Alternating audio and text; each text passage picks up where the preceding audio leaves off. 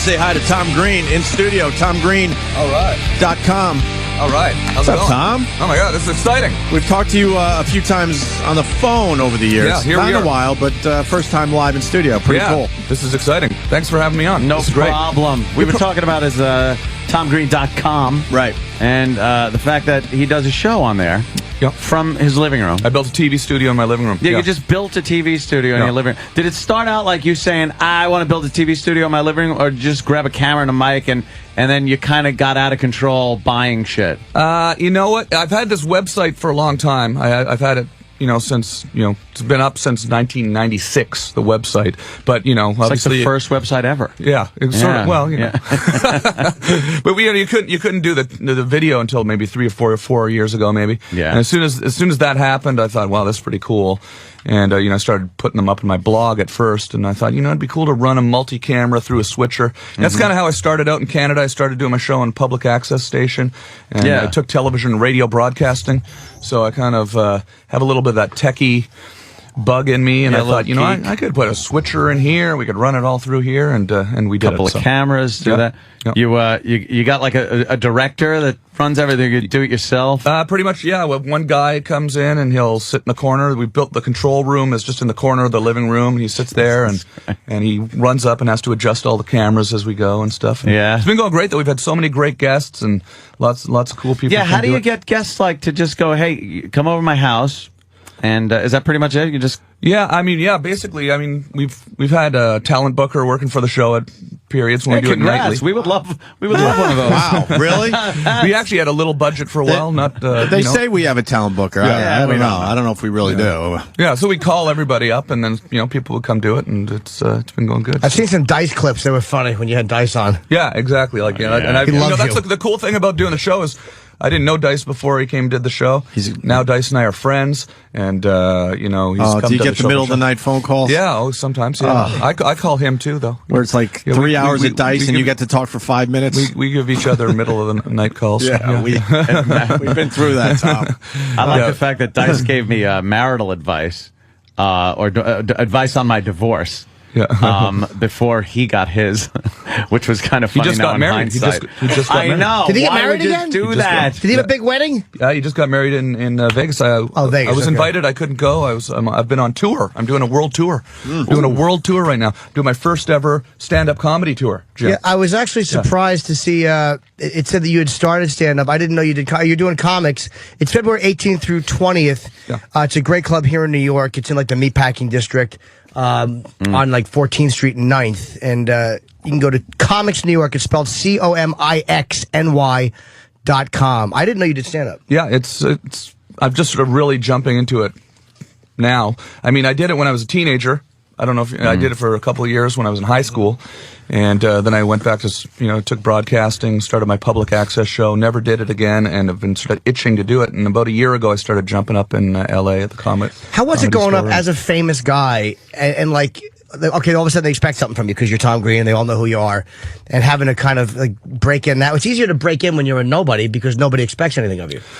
Yeah, I was nervous about it at first. Maybe that's why I procrastinated the last 5 years to actually get up and do it, because I've been meaning to do it. And then the first night I jumped up at the Comedy Store, I think it kind of helped, as people kind of were yelling out scenes from Freddie Got Fingered and stuff like this. And, I wasn't sure if I'd have the audience out of the gate. I did. Right. So that was cool. So then I just had to write some jokes, but I've been, doing that for the last 6 months, a year or so. I got to ask you about Freddie Got Fingered, because it makes a lot of people's lists as the worst movie ever made. But there's a part two to this, though, for real.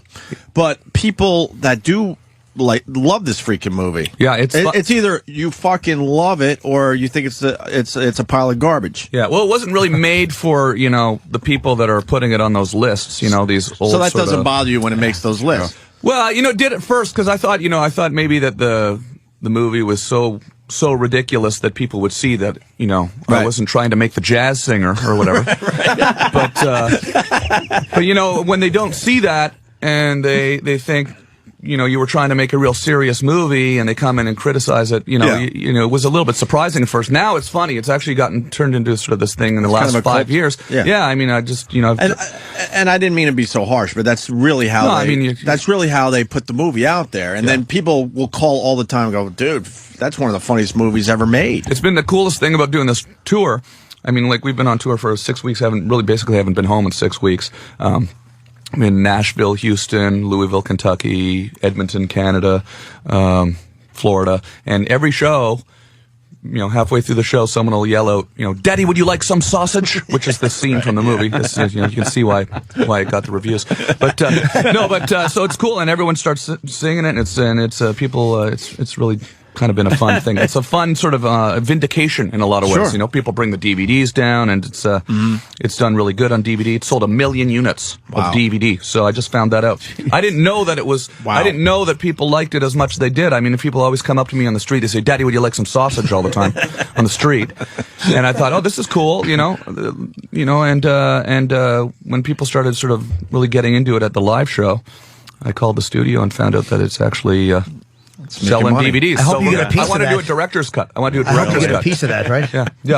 I haven't seen a piece of it, but I think it's maybe soon. Maybe if it sells another 1 million, that's when you get a piece of it. Yeah, there's such scum in Hollywood. No, we're just trying to recoup costs. Yeah, it's going to cost a lot to make. But I want to do a director's cut of Freddy Got Fingered. I really do, because there's a lot of footage. When you make a big movie like that, and it's sort of a ridiculous. I mean, we were trying to push it. Every scene, trying to make every scene so shocking that it was, wrong. And, they make you focus group the movie, then they make you change everything, and they make you shorten it and all this stuff. So it wasn't really exactly the way I wanted it to be. So back in the old MTV show days, did you find like you were trying to top yourself? Like was it tough to go like, oh my God, I'm like sucking off an animal. Yeah. And what do I do next week? Cow. It was a cow. Yeah, a cow. It was the udder. Yes, the udder. But oh my God. Good technique, by the way. I never sucked off anything other than a cow, though. Yes, the cow. Yeah, it's a breast. Yeah, the udder. It's a breast. Of course. No, I mean, And then didn't the milk squirt in your face? Oh, yeah. It was wonderful. Yeah, I know, I do remember It was definitely, the goal was to try to... It was classic. Get something on TV that looked like something else. But, Exactly. But, that was sort of the point. We were always trying to top things. And at the time, that sort of gross out thing wasn't something I'd really seen too much of on TV, and we were... thinking, what have we not seen on TV? And, I haven't seen anybody suck milk out of a cow's udder. Okay, well, we should probably do that then. And continue with that, one of my favorites was the dead raccoon.